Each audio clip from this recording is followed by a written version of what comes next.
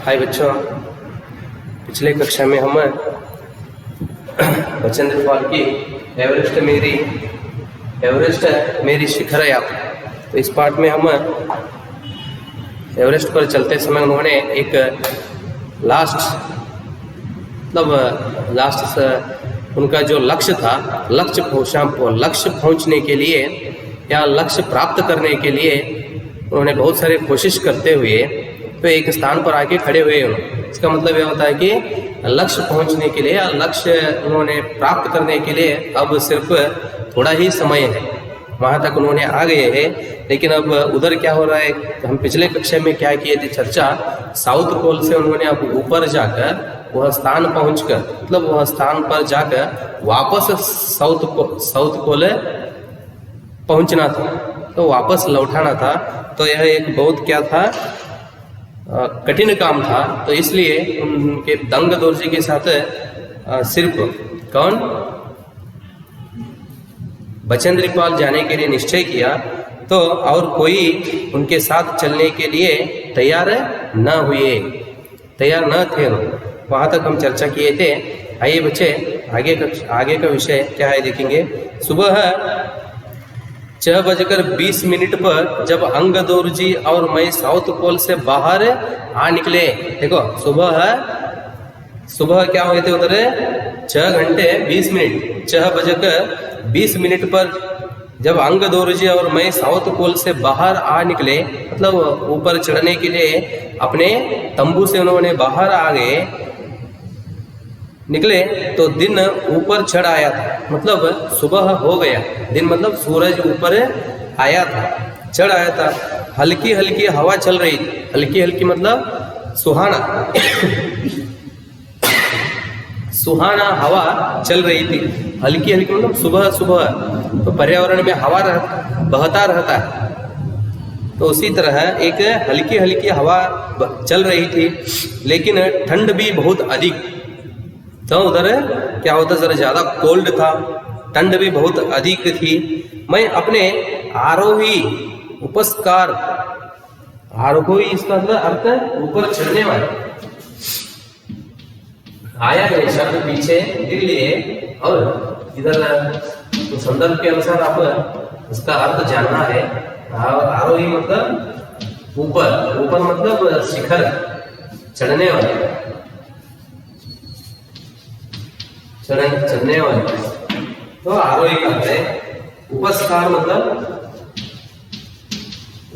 का अर्थ होता है कि ऊपर चढ़ने वालों की सामग्री, ऊपर चढ़ने वालों की सामग्री, तब उनके वस्तुएं, ऊपर चढ़ते समय उन्होंने कुछ वस्तुओं को ले जाना पड़ता है, वे सभी सामग्री। मैं अपने आरोही उपस्कार में काफी सुरक्षित और गर्म थी, उसकी पूरी तैयारी उन्होंने कर ली थी। हमने बगैर रस्सी के ही चढ़ाई की। देखो, बगैर रस्सी के ही, मतलब रस्सी मतलब आप जानते हो हग्गा, तो ऊपर चढ़ते समय उधर रस्सी का बहुत उपयोग होता था। लेकिन अब क्या हो रहा है, उधर वो दोनों बिना रस्सी से क्या कर रहे हैं, चढ़ रहे हैं। कहते हैं उन्होंने बगैर मतलब नहीं, हमने बगैर रस्सी के, मतलब रस्सी नहीं ली उन्होंने, बिना रस्सी के उन्होंने क्या किए, चढ़ाई की। अंगदोर्जी एक निश्चित गति से ऊपर चढ़ते गए। अंगदोर्जी उन्होंने एक निश्चित गति से, मतलब निश्चित गति, इसका मतलब चलने की वह एक गति, मतलब स्पीड, उन्होंने एक निश्चित स्पीड पर, निश्चित मतलब उतना स्पीड भी नहीं, उतना कम भी नहीं, एक गति से उन्होंने क्या कर ऊपर चढ़ते गए, और मुझे भी उनके साथ चलने में कोई कठिनाई नहीं हुई। उन्होंने आगे जिस तरह चल रहे थे उसके साथ चलना मुझे भी कठिनाई नहीं हुई। मैं भी उनके साथ ही क्या करने लगी, चलने लगी। जमे हुई बर्फ की सीधी वह ढलाव चट्टानें इतनी सख्त और बरबुरी थी, देखो सख्त सख्त भी शब्द आया है, कठोर एक शब्द पीछे आप लिख लिए। सख्त मतलब कठोर, ठोस, ಗಟ್ಟಿಯಾದ चट्टान मतलब बंडेगल्लू अंतरी, बंडेगल्लू बड़े बड़े पत्थरों की तरह है। क्या था उधर? बर्फ मतलब आइस। बर्फ की सीधी वह ढलाव चट्टाने इतनी सख्त और भुरभुरी थी। भुरभुरी मतलब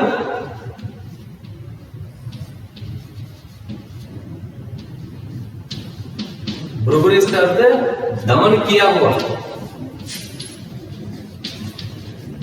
दमन किया हुआ, दमन किया हुआ इसका अर्थ छोटे छोटे चूर बन जा, मतलब पुड़ी पुड़ी आगूद। सख्त और बुरबुरी थी मतलब उधर ऊपर चढ़ते समय उन्होंने देखते हैं बर्फ की प्रशंसा करते हैं। जिस तरह था आइस उधर बहुत कठोर बड़े बड़े पत्थरों की तरह है और दमन किया हुआ छोटे छोटे चूर मानो शीशों की चादरें बीची हो। देखो उधर उन्होंने वह बर्फ देखकर उनको ऐसा लगा कि शीशे, शीश मतलब ग्लास, ग्लास की जो छोटे छोटे टुकड़े उस पर हम चल सकते हैं क्या? नहीं होता। तो बर्फ उनको ऐसा होने लगा। ಗಾಜಿನ ಚೂರಿನಂತೆ ಅಲ್ಲಿ ಬರಬಿತ್ತು ಅಂತ ಅಷ್ಟು उतना कठोर। मानो शीशे की चादरें बीची हो। बिछाना मतलब उसे अब क्या होता है, बिस्तर बना ले, हासिಗೆ ಮಾಡಿಕೊಳ್ಳುವುದು। बिस्तर की तरह उधर क्या हुई थी? वो बीछी थी, तो हासिಗೆ तरह हासलागिತ್ತು। शीशे की चादरें बीची हो तो किसके बिस्तर थी? वो ग्लास, ग्लास के छोटे छोटे जो चूर है तो उसके चूरों से बना हुआ चादरें बीची हुई जैसा हमें लगता था। हमें बर्फ काटने के फावड़े का इस्तेमाल करना ही पड़ा। उधर जो बर्फ था रास्ते पर उसे काटने के लिए मतलब अलग करने के लिए इन्होंने फावड़े का इस्तेमाल करना पड़ा। इस्तेमाल करना मतलब उपयोग करना। फावड़ा, फावड़ा मतलब खोदने की एक चीज, धरती खोदने की एक चीज मतलब क्या बोलते हैं आप? सलीके बोलते हैं ना आप कन्नड़ में। आप धरती कूदने के लिए उपयोग करते हैं सलीकी, फावड़ा। इन्होंने क्या करने लगे उस समय उसका फावड़े का इस्तेमाल करने लगे। इस्तेमाल उपयोग, सलीके लोहे का एक चीज, लोहे का एक वस्तु इस्तेमाल करना ही पड़ा। और मुझे इतनी सख्ती से फावड़ा चलाना पड़ा जिससे कि वह जमे हुई बर्फ की धरती को फावड़े के दांते काट सके। देख लो था उन्होंने उनको बहुत कठिन हुआ। उस फावड़े को उपयोग करते हुए उन्होंने बर्फ को तोड़ रहे थे। वह बर्फ इतना कठिन मतलब कठोर, इतना कठोर था कि वह फावड़ा चलना। देखो उधर उन्होंने क्या कहते हैं, बर्फ की धरती को फावड़े के दांते काट सकते। जमे हुए बर्फ की धरती को फावड़े के दांत काट सके। उन्होंने इतना शक्ति डालकर बर्फ को काटने लगे कि तो वह उनको रास्ता अवश्य है। इसलिए उन्होंने क्या करना है, उधर जितना ही परिश्रम हुए तो उसे उन्होंने सहन कर लेना ही है। तो इसलिए बहुत शक्ति से क्या करने लगे, उन्होंने फावड़े से बर्फ को काटने लगे। मैंने उन खतरनाक स्थलों पर हर कदम अच्छी तरह सोच समझ कर उठाया। वो तो क्या था, बहुत एक जोखिम स्थल मतलब खतरा, डेंजर प्लेस था।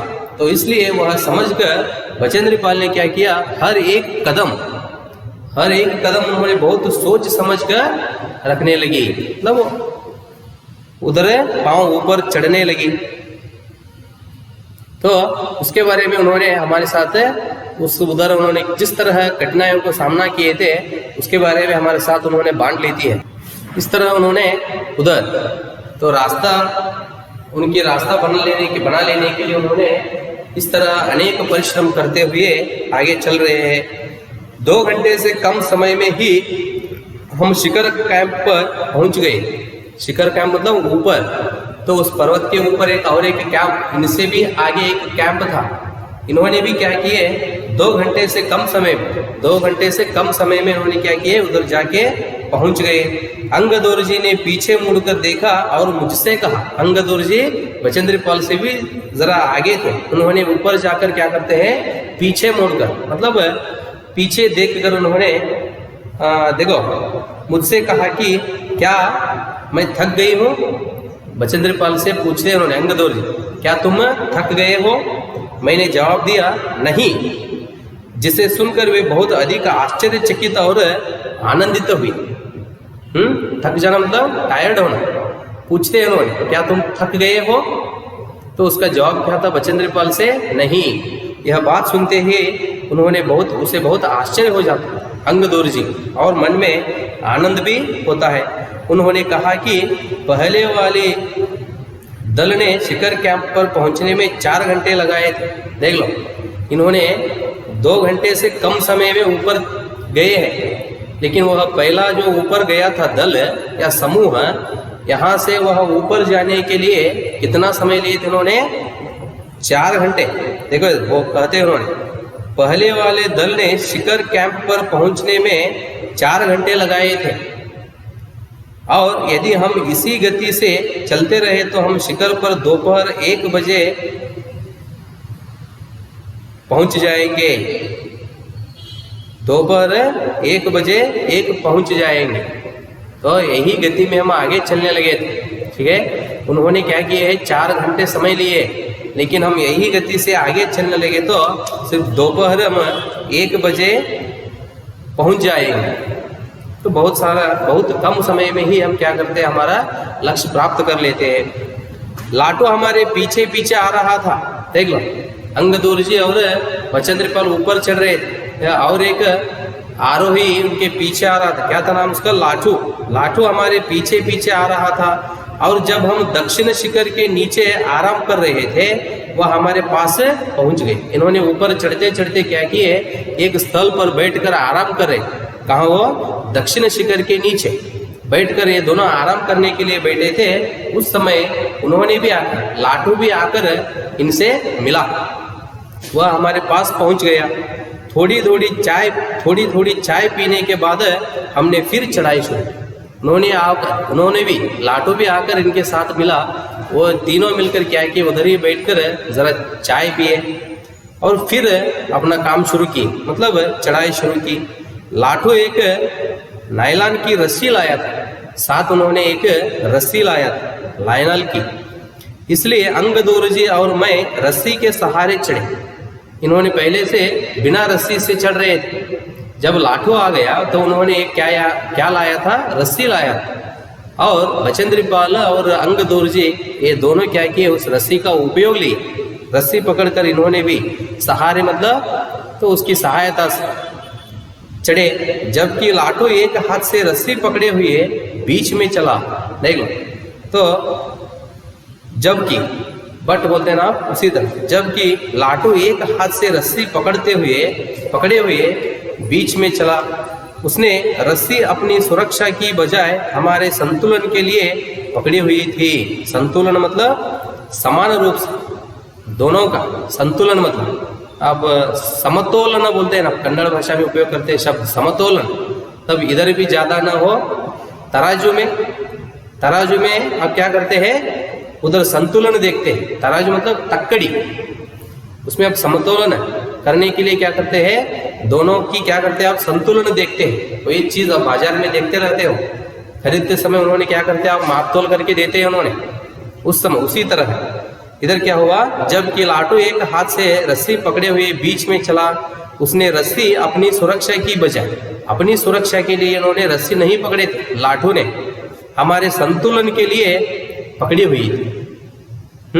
लाटू ने ध्यान दिया कि मैं इन ऊंचाइयों के लिए सामान्यतः आवश्यक 4 लीटर ऑक्सीजन की अपेक्षा लगभग 2.5 लीटर ऑक्सीजन प्रति मिनट की दर से लेकर चढ़ रही थी। देख लो उधर क्या हुआ था, एक अंदाज में बचेंद्र पाल ने क्या किए थे, लाटू ने ध्यान दिया कि मैंने इन ऊंचाइयों के लिए सामान्यतः आवश्यक 4 लीटर ऑक्सीजन की अपेक्षा, एक अंदाज में उन्होंने क्या किए थे, ऊपर चढ़ने के लिए हमें 4 लीटर के ऑक्सीजन की आवश्यकता हो सकती है सोचकर 4 लीटर ऑक्सीजन इन्होंने लेकर चढ़ रहे हैं। कौन? बचेंद्र पाल। लेकिन उधर क्या हुआ था, लाटू इन पर ध्यान दिया तो उस समय क्या हो रहा था, देखो वो समय में एक उदाहरण के लिए 1 मिनट को जितना चाहिए उससे भी ज्यादा ऑक्सीजन इन्होंने क्या कर रहे थे, ले रहे थे। सिर्फ इन्होंने 4 लीटर ले आए थे, तो उधर चढ़ते समय उन्होंने एक अंदाज पर 4 लीटर ले आए थे, इतना हमें उपयोग हो जाता है, आवश्यक है सोचकर। लेकिन इधर क्या हो रहा है, आवश्यकता से भी ज्यादा उपयोग हो रहा था, तो उसे लाटू ने ध्यान से देखता है। ऑक्सीजन की अपेक्षा लगभग 2.5 लीटर, 2.5 लीटर मतलब 2.5,